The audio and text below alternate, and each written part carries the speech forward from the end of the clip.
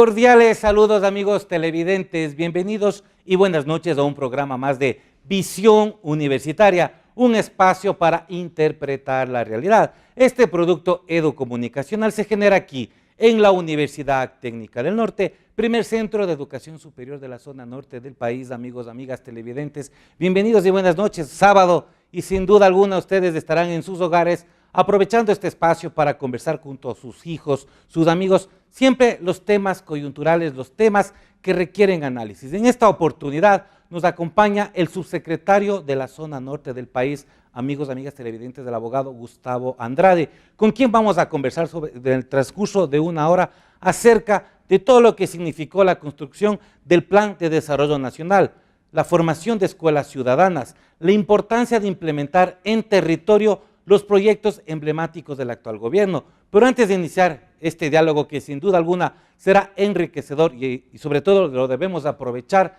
les invito a que observemos el siguiente video en el cual ustedes van a poder conocer cómo se trabajó en la construcción del Plan Nacional de Desarrollo. Gracias, bienvenidos y bienvenidas a Visión Universitaria.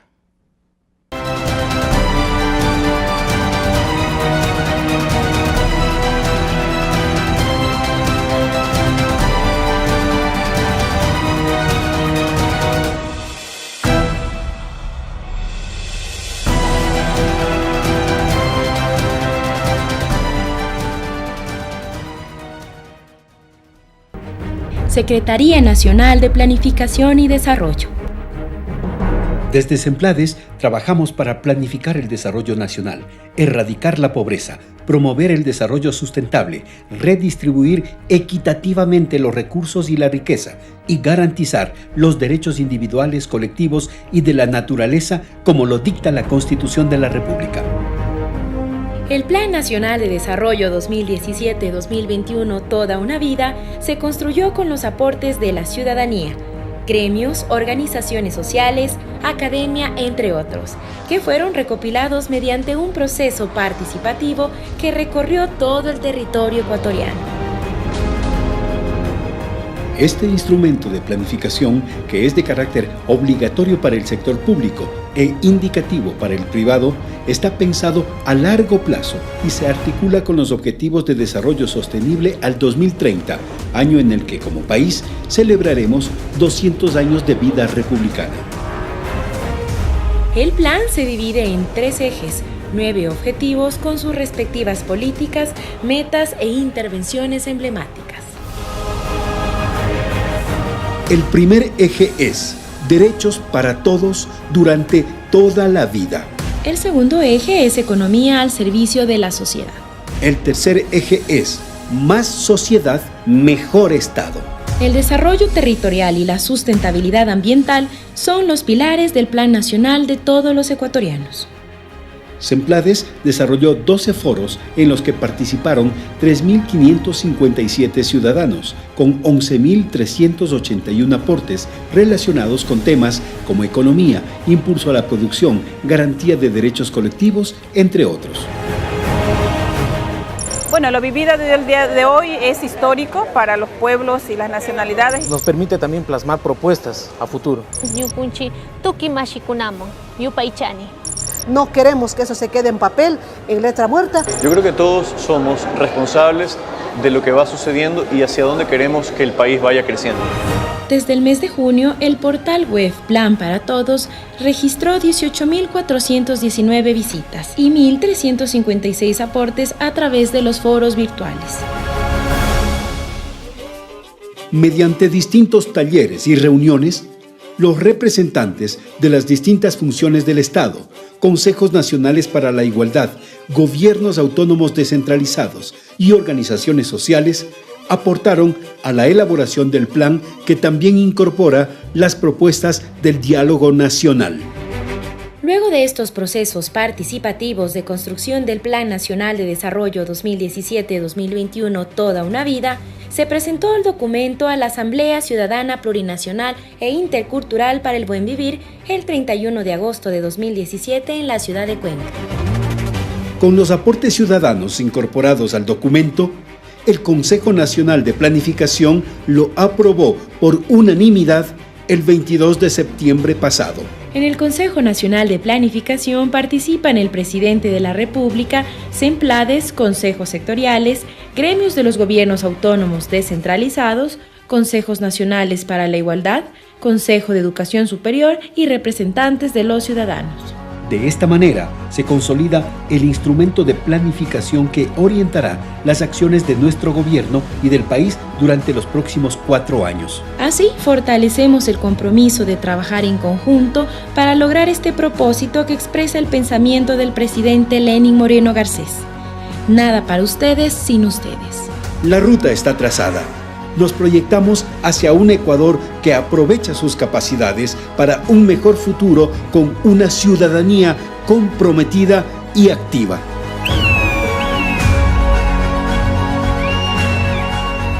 Planificamos para toda una vida.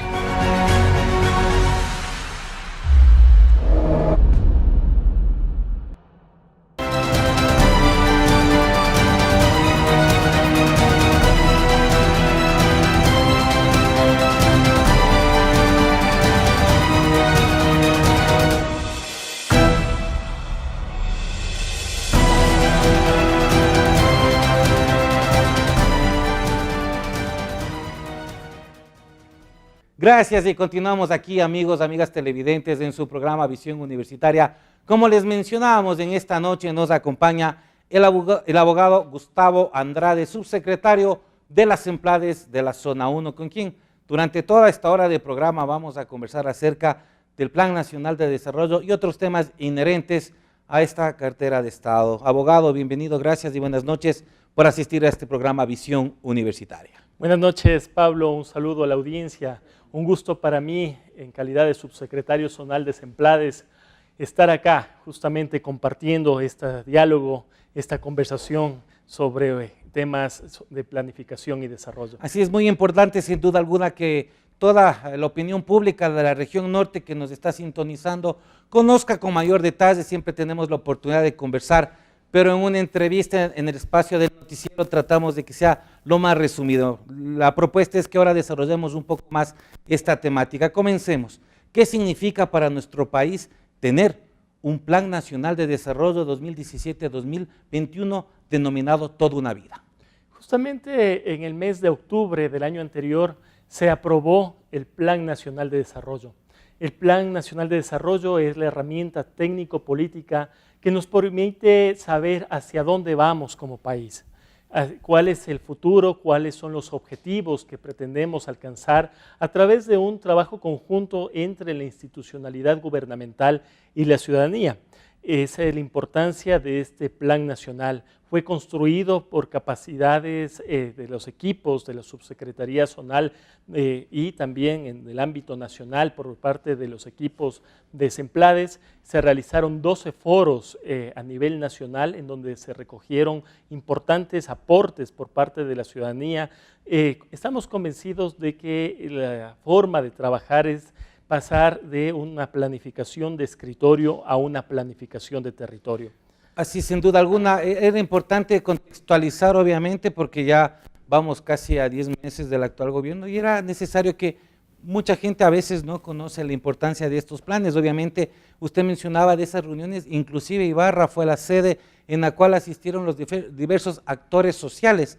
Y es importante también saber que para la construcción de un plan debemos partir de un diagnóstico. Me gustaría saber su opinión acerca del diagnóstico, obviamente, para la construcción de este plan, porque obviamente se han tomado en cuenta varios elementos. Yo quisiera que topemos el primero, la inversión social. ¿Qué lectura le da usted? ¿Qué se ha realizado para hacer este diagnóstico? Justamente se realizó un diagnóstico a nivel de línea base, en donde se analizaron por eje sectorial los diferentes ámbitos que competen a lo nacional, es decir, al país.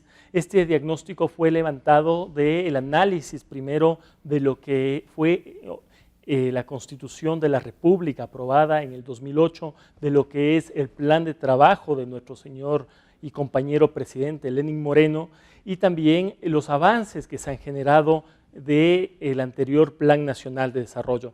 Recordemos que la planificación a nivel del Ecuador se recupera en el 2006, ¿sí? En el 2008 se define el modelo de desarrollo, estableciendo que es el summa causa y el buen vivir, el modelo de desarrollo, y a partir de eso se aprueban algunos planes que se han operativizado, que hay avances significativos. Extra micrófonos conversábamos con usted de que no se puede negar los avances que hemos tenido como país en estos 10 años, pero también hay cosas que potencializar todavía. Existe una brecha, por ejemplo, significativa entre el campo y la ciudad. Hay falta de oportunidades en el sector agropecuario. Por eso es que estamos trabajando a través de intervenciones emblemáticas, que ya vamos a conversar sobre eso.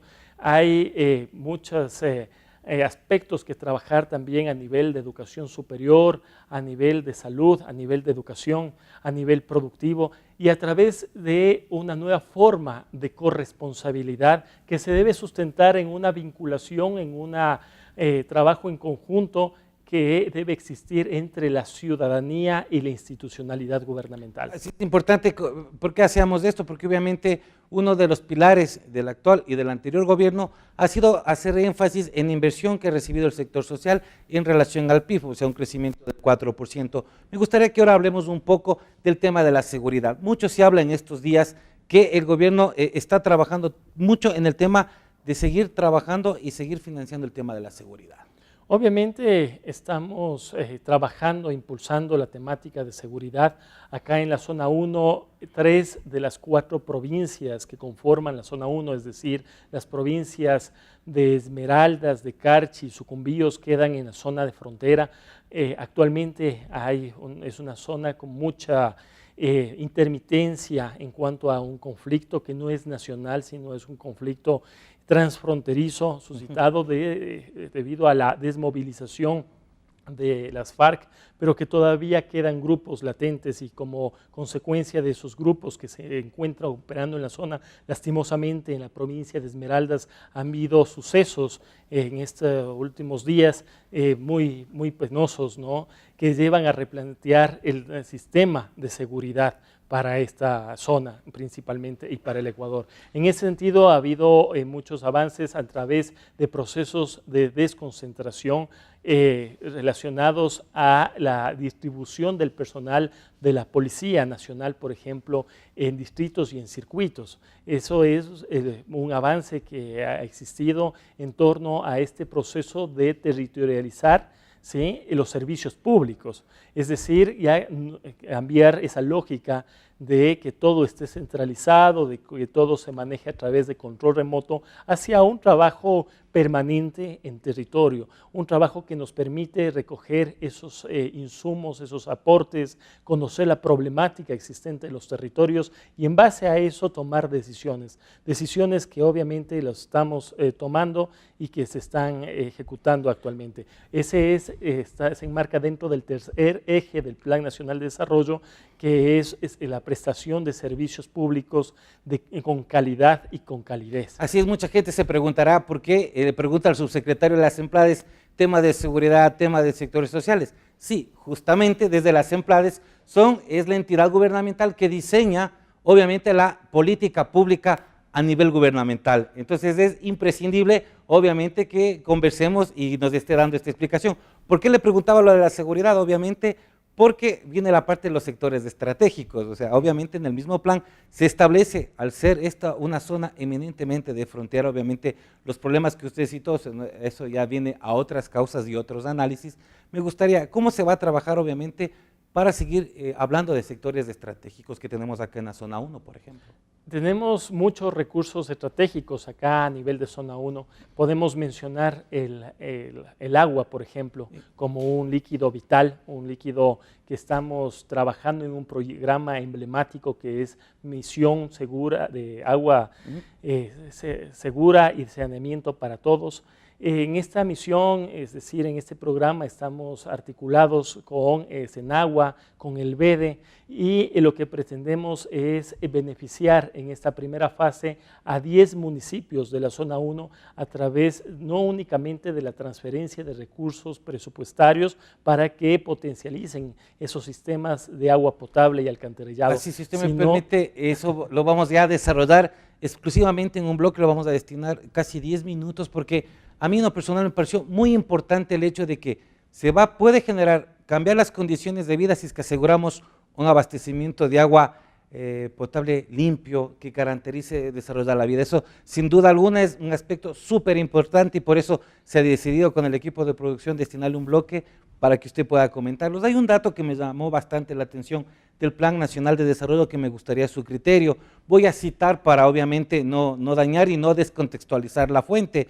Dice que según el Foro Económico Mundial que se realizó en el año 2017, gracias a la intervención estatal realizada en el último periodo, dice que nuestro país, Ecuador, preste atención, me pareció muy interesante, ha escalado 58 posiciones en el listado de países con mejor calidad vial, ubicándose en primer lugar en América Latina con 9.296 kilómetros cuadrados invertidos y un presupuesto referencial aproximadamente de 7.700 millones de dólares. ¿Por qué traigo a colación esta cita? Porque otro de los objetivos que cita en el Plan Nacional de Desarrollo es que con la construcción de buenas vías va a mejorar obviamente el desarrollo desde los territorios, menciona. Su análisis, por favor. Obviamente la movilidad, la conectividad territorial dentro de un ordenamiento territorial es crucial. Técnicamente están asociados algunos principios de la economía territorial, como es el principio de la accesibilidad, de interacción espacial, que tienen relación con el tipo de conectividad que existe, con el tipo de movilidad para el desarrollo productivo. En ese sentido podemos mencionar, por ejemplo, a la ciudad de Curitiba, que ubicada en Brasil, es una ciudad que internacionalmente tiene prestigio, se dice que es una de las ciudades mayor planificadas y con mejores índices en temas de calidad de vida. Y justamente los arquitectos y los equipos interdisciplinarios que participaron en la elaboración de esta propuesta que después se concretó en la ciudad, se centraron en el tema de establecer niveles de conectividad a lo largo de esta urbe. Entonces, desde esa perspectiva es muy importante los temas de movilidad, ¿no? Vial principalmente. Así es, ya hemos hablado un poco ya de los grandes ejes, ya tenemos hecho la contextualización, hemos hablado del sector de la inversión social, del tema de la seguridad, los sectores estratégicos y el tema de la vialidad. Ahora me gustaría que ya vamos ahora sí desarrollando más acá el tema territorial. Hay un tema que se menciona que es la construcción de una nueva arquitectura productiva, abogado, en el plan de desarrollo. ¿Es factible implementar esto, por ejemplo, acá en la zona 1, en sus 4 provincias? Obviamente se está trabajando, hay una gran deuda todavía en relación entre la dotación de servicios básicos en cuanto a la ciudad con relación al campo.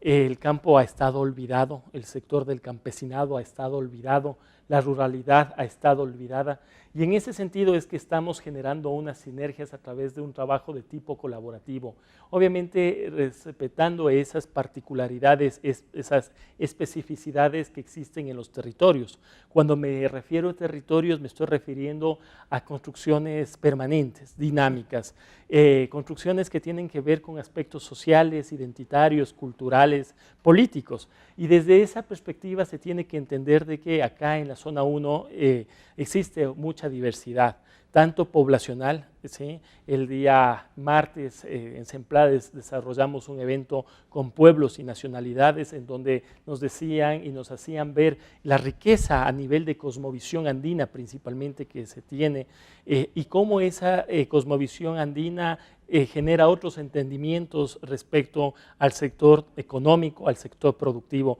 obviamente potencializando la economía popular y solidaria, pero sin salirnos del sistema social y solidario que es el sistema económico que tenemos, afianzando también la empresa privada a nivel de las diferentes industrias y la economía pública. Ese es el segundo eje del Plan Nacional de Desarrollo, justamente un eje que lo estamos trabajando de manera conjunta, como ya lo mencionaba, entre lo urbano y lo rural. Hay una categoría, y con esto termino esta intervención, por favor, sí. Que hay un urbanista muy conocido que se llama Jordi Borja, es un español, habla sobre generar procesos de rurbanización.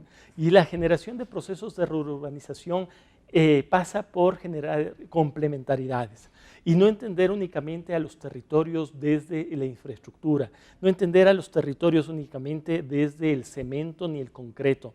Los territorios tienen vida y justamente esa vida nace de la diversidad poblacional, de la diversidad a nivel de naturaleza y de otros aspectos que tenemos acá. Yo quiero aprovecharle la mayor cantidad de tiempo que tenga posible. Usted acaba de topar un tema que sí es importante. Cuando hablamos mucho de aterrizar las políticas en territorio, como que se convierte en una especie de metáfora, ¿no? Es decir, ¿qué entendemos por territorio? Porque en muchas ocasiones desde la visión de lo nacional dice, vamos a bajar a territorio, que me parece un error porque uno no baja, sino se traslada. A veces parece que es un juego solo de palabras, pero tiene muchas significaciones. ¿Usted no considera que a veces también hay personas que tienen en su mapa mental el hecho de que creen que el territorio, o sea, siguen construyendo territorio cuando ya eso ya tiende a desaparecer? Cuando usted dice, debemos cerrar esas brechas entre lo urbano y lo rural, abogado. O sea, los territorios no van a desaparecer, los territorios son procesos permanentes. Me refiero a la línea geográfica que a veces obviamente nos dicen. Hay que diferenciar ahí los territorios de la división política o administrativa. Muchas veces las dinámicas sociales, y en la mayoría de ocasiones sucede esto, las dinámicas sociales trascienden la conformación de provincias, la conformación de cantones, de parroquias. A eso, esto es producto de la expansión urbana, ¿sí? Y obviamente se tienen que dar respuestas de manera coordinada, de manera articulada desde estas perspectivas. El bajar a territorio me parece que es una analogía simpática, es una analogía que obviamente semánticamente no está bien utilizada, pero que sí se refiere a que antes todo se concentraba en Quito. Por poner un ejemplo, a nivel de centralidad. Quito, Guayaquil era el Ecuador. Quito, Guayaquil, Cuenca un poco. Entonces, para hacer un trámite, yo me acuerdo como anécdota, yo tenía que graduarme del colegio.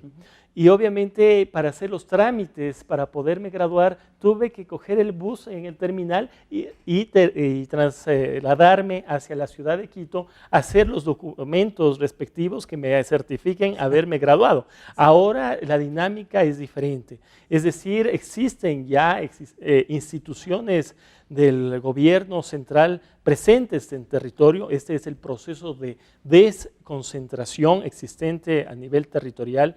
Y también existen algunos gobiernos seccionales que son producto del proceso de descentralización. Lo que se denomina actualmente juntas parroquiales, municipios y consejos provinciales. Podríamos entender como los gobiernos electrónicos, es decir, se está apostando al tema del desarrollo de la infraestructura y de la conectividad, abogado.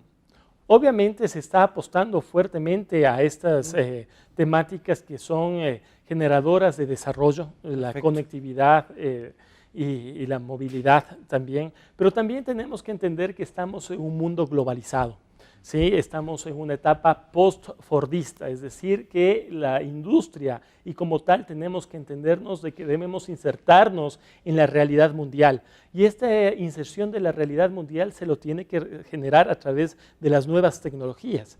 Es decir, debemos pasar de ser un país ¿sí? primario, explotador, que únicamente su economía se sustenta en la extracción de recursos naturales y en la siembra y cosecha de productos puntuales, a una sociedad del bioconocimiento, una sociedad que tenga su anclaje, que tenga su sustento en la generación de capacidades a nivel de innovación tecnológica.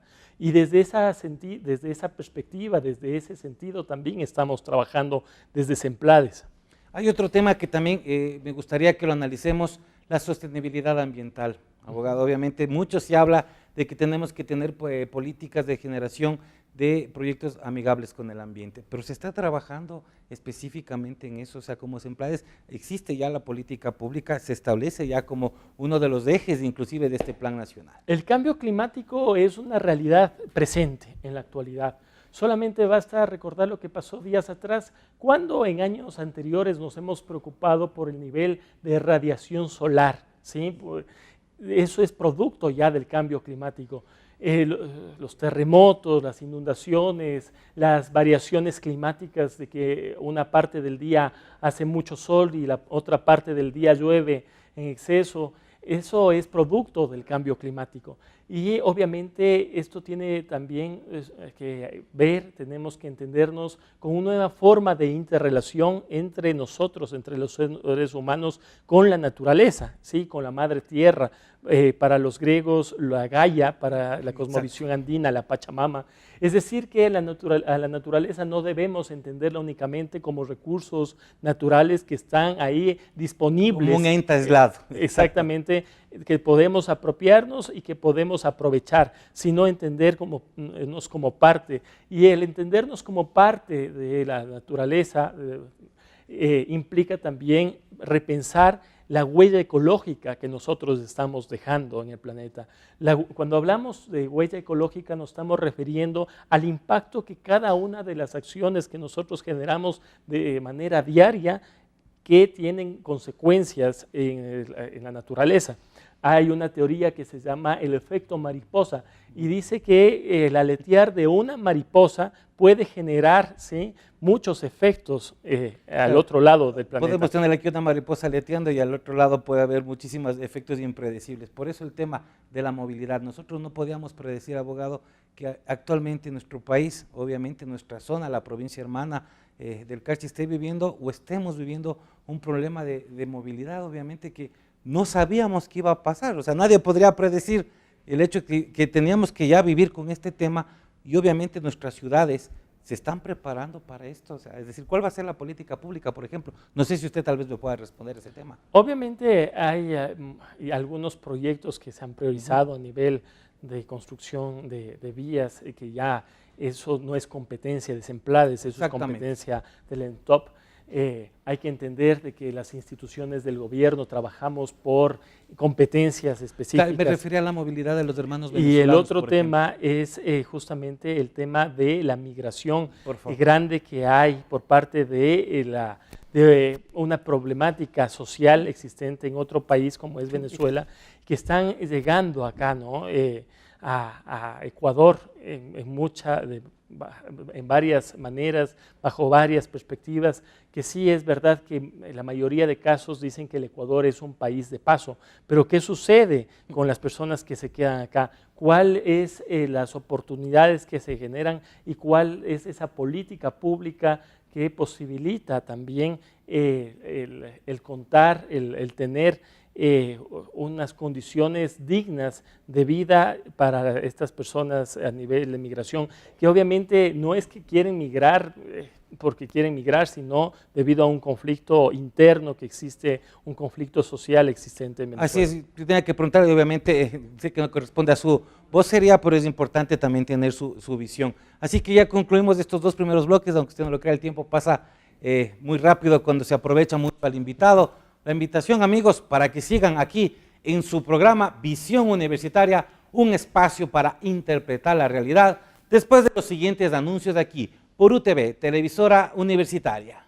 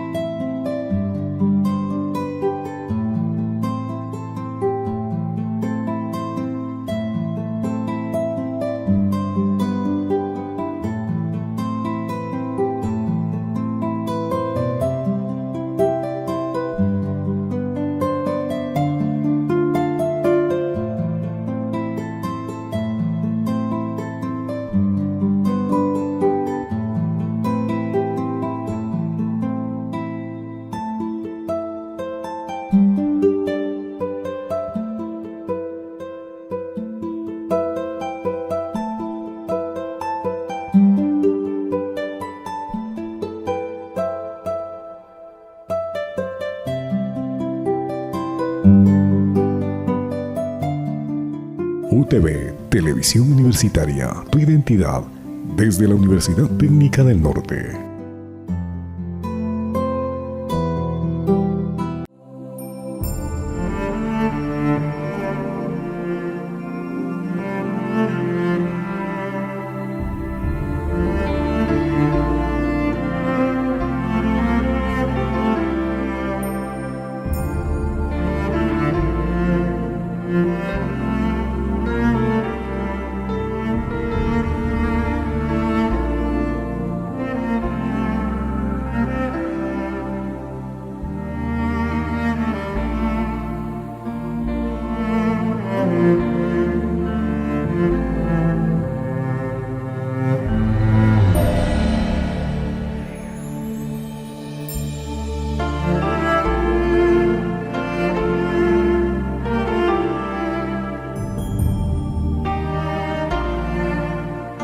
UTV, Televisión Universitaria, tu identidad, desde la Universidad Técnica del Norte.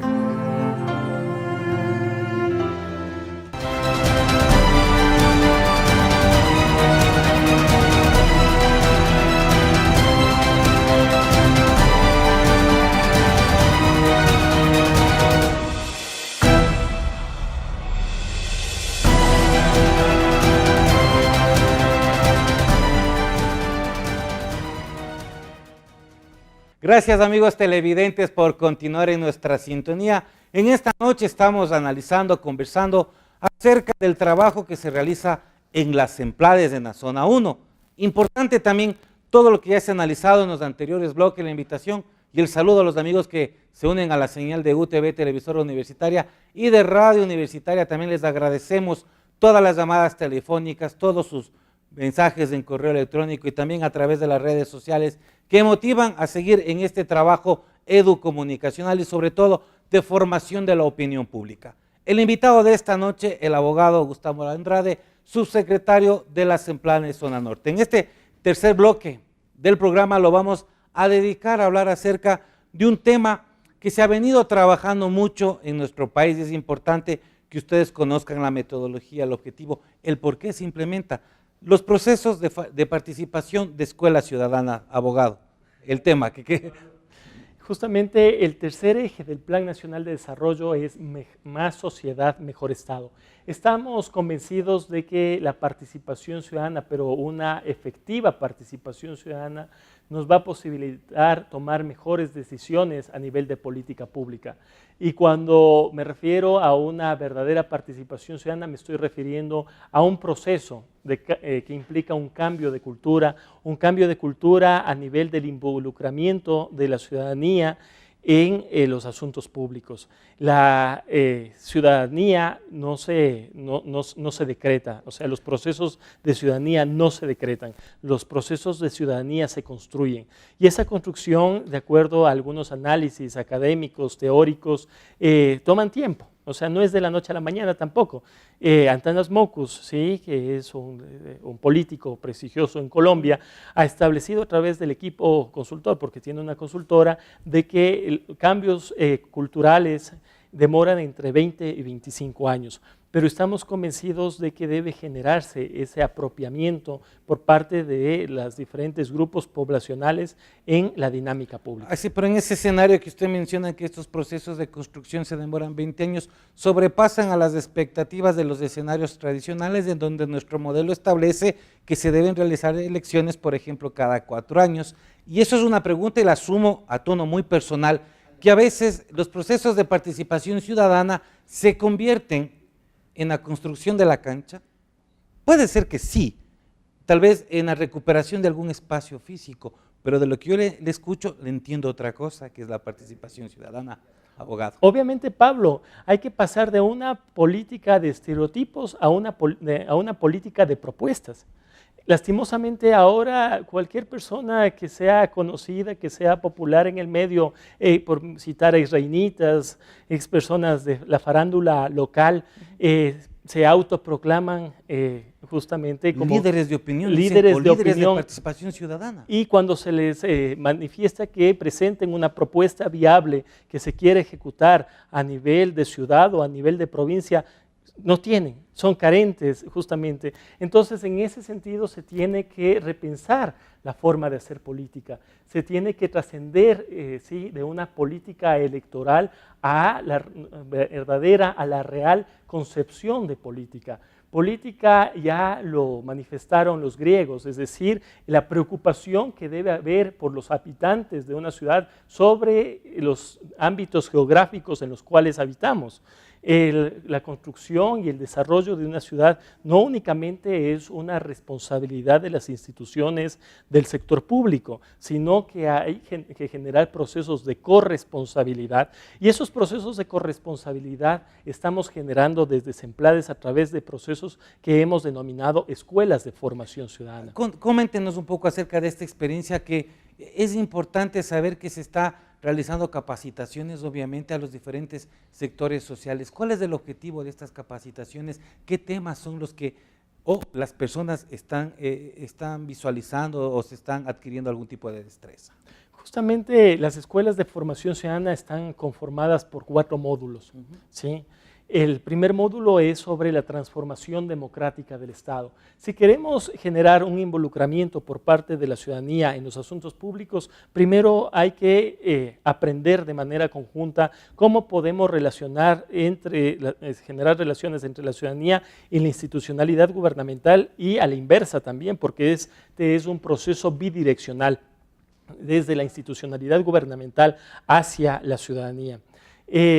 Este es el primer módulo. El segundo módulo tiene relación con enseñar y dotar de capacidades técnicas para concebir procesos efectivos de participación a través de la planificación y a través del presupuesto participativo, que son mecanismos, que son herramientas movilizadoras y transformadoras de realidades.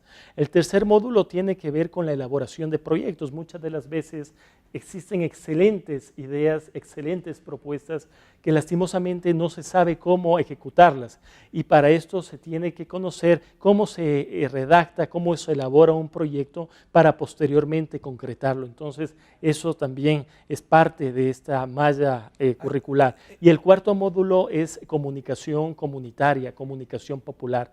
Somos parte nosotros de manera permanente emisores y receptores de mensajes. Y también hay que hacer un tema de exigibilidad de derechos desde los diferentes ámbitos y de manera cotidiana desde donde nos encontremos, garantizando que se cumplen y se efectivicen nuestros derechos. Así es, justamente usted acaba de topar un tema muy importante, los famosos presupuestos participativos. Sin duda alguna eso establece la COTAD, es un requerimiento legal que los gobiernos autónomos descentralizados deben cumplir con una asignación presupuestaria. Con la capacitación, que usted menciona, obviamente estos nuevos ciudadanos van a poder ejercer mejor el tema de los derechos. O sea, no estamos hablando de nuevos ciudadanos, estamos hablando de ciudadanos con capacidades. Claro, pero me refiero a nuevos ciudadanos porque antes obviamente eran otras las condiciones y otros escenarios. Obviamente. O sea, es también que decir. Son procesos de construcción de ciudadanía, ¿sí? Del sujeto social. Exactamente. Hay que diferenciar ahí entre el objeto social y el sujeto social.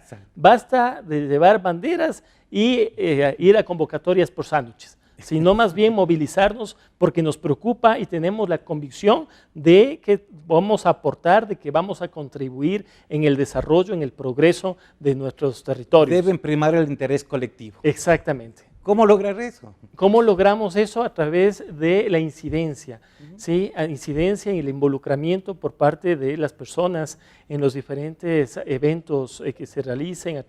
Y no solamente son talleres, sino son procesos. En Semplades, por ejemplo, estamos en este momento elaborando la Agenda de Coordinación Zonal. Una vez que fue aprobado el Plan Nacional de Desarrollo, para que no quede en un libro de biblioteca, porque de esos ya hay muchos, y que son importantes, son interesantes leerlos, pero sirven únicamente de referencia, y eso no queremos bajo ningún aspecto que suceda con el actual Plan Nacional de Desarrollo. Estamos elaborando una herramienta técnico-política que es la Agenda de Coordinación Zonal.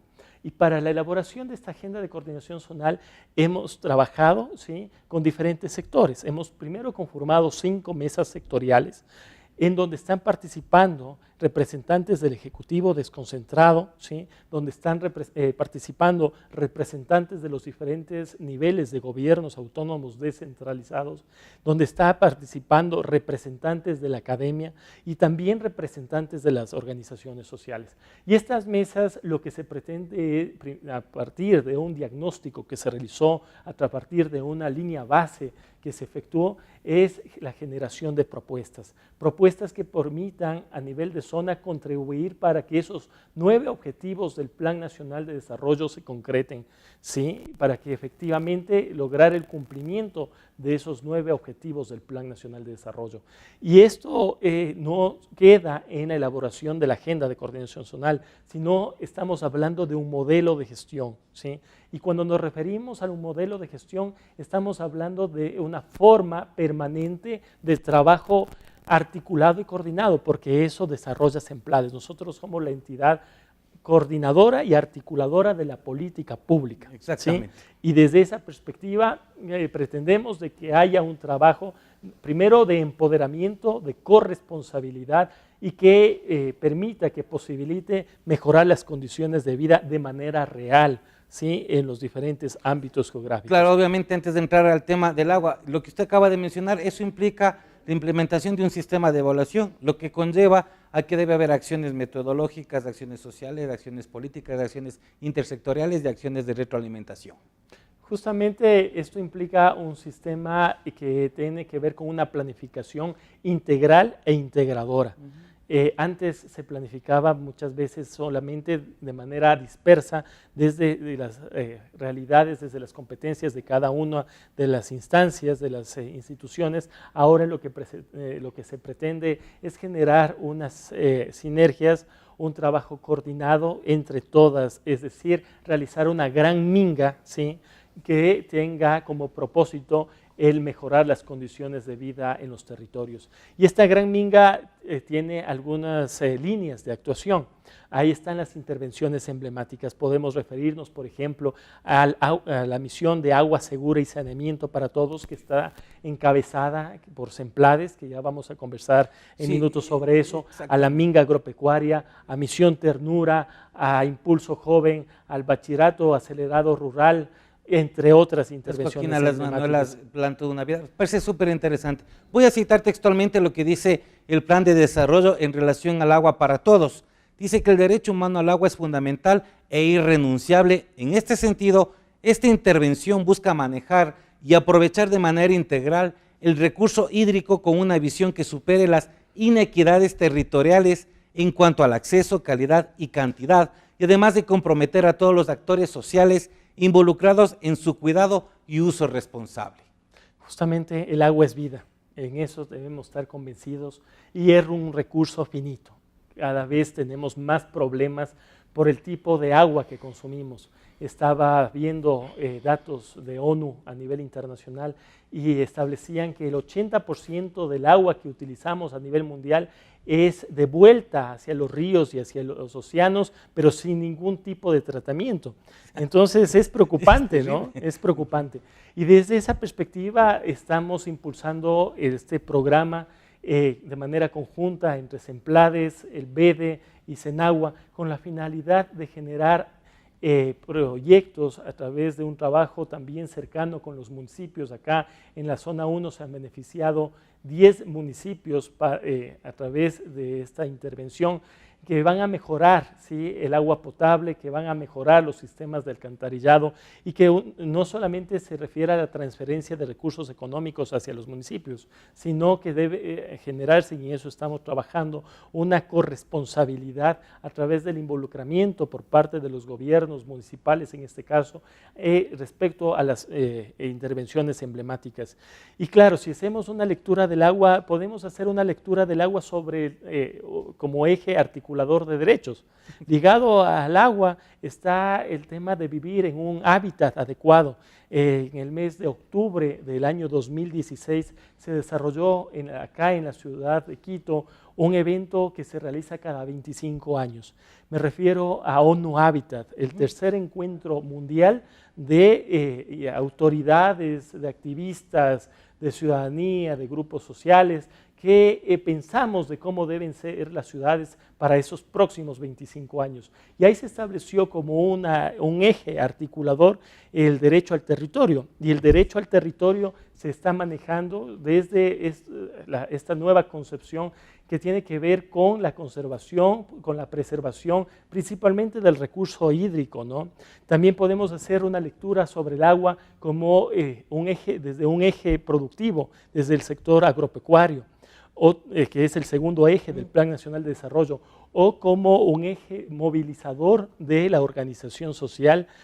Basta citar y mencionar el tema de cómo en los ámbitos, en los lugares rurales, acá nomás cerquita, en Caranqui, ¿no?, en Esperanza, el óvalo que hay de agua, ¿no?, y cómo se genera esa movilización social a partir del agua de riego. Entonces, el tratamiento sobre este líquido es transversal en los 3 ejes del Plan Nacional de Desarrollo. Así es, justamente usted acaba de tomar un tema muy importante, lo que es el ONU Hábitat 2012, inclusive lo que hablan de las 6 dimensiones, parece que nos hemos conversado, pero no es así, amigos, más bien es esa pasión que nos tiene estos temas. Hablan de la productividad, de la infraestructura, la calidad de vida, la equidad y ciudades inclusivas, sostenibilidad ambiental, gobernanza y legislación. En ese ámbito, obviamente, el siguiente tema que quiero tratar con usted, un dato no tan alentador, obviamente, que se radica en una parte de la provincia de Esmeraldas, obviamente, de acuerdo a esas mediciones, lo que es esto de la pobreza multidimensional. ¿Qué es hablar sobre ese tema, por favor? Obviamente hay una metodología construida por ONU Hábitat que se llama el Índice de Prosperidad. Acá en el Ecuador esta metodología fue aplicada por parte del Centro de Investigaciones en Estudios Urbanos de Flaxo y dio algunos resultados. Se aplicó en 26 ciudades acá en el Ecuador y claro, arrojan datos un poco preocupantes, principalmente en cuanto a temas de transparencia en los municipios, en cuanto a los sistemas de gobernanza. Cuando hablamos de gobernanza, volvemos al tema de participación ciudadana, que ya conversamos. También sobre el hábitat. La salud, el agua y la vivienda. Exactamente. Y respecto al hábitat, cuando nos referimos al hábitat, estamos refiriéndonos principalmente a la salud, al agua y a la vivienda, ¿no? Y desde esa perspectiva se mide desde una nueva forma de medición la pobreza multidimensional, exactamente. La pobreza se tiene que analizar desde algunas perspectivas. Acá tenemos datos, por ejemplo, porque hay algunos índices de medición de pobreza. Obviamente se van actualizando y usted debe tener los últimos. Estamos hablando de pobreza por ingresos, en este caso de la información que tenemos. Es decir, es una medición, ¿sí? La forma de cálculo es una medición de acuerdo a los ingresos que tiene una familia promedio respecto a al consumo que si le puede indicar hacia ese lado para que puedan los compañeros tal vez hacer una toma y usted pueda seguir conversando, sí, por favor. Y en este sentido, a nivel de zona 1 ha habido una reducción bastante grande de pobreza, midiendo con una temporalidad del 2008 al 2017. Ha habido una disminución del 14.1%. Bastante. ¿Sí? Las provincias que han sido más beneficiadas a nivel de salir de situaciones de pobreza ha sido la provincia de Imbabura, ¿sí?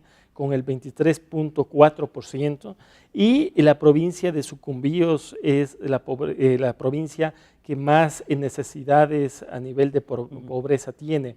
Hay un dato de menos 7.5, ¿no? Claro que este dato puede estar sesgado, y en efecto está sesgado, debido a que hay una medición únicamente desde el año 2014 al 2017. Entonces, no hay un nivel faltan los años de análisis respecto al resto de años.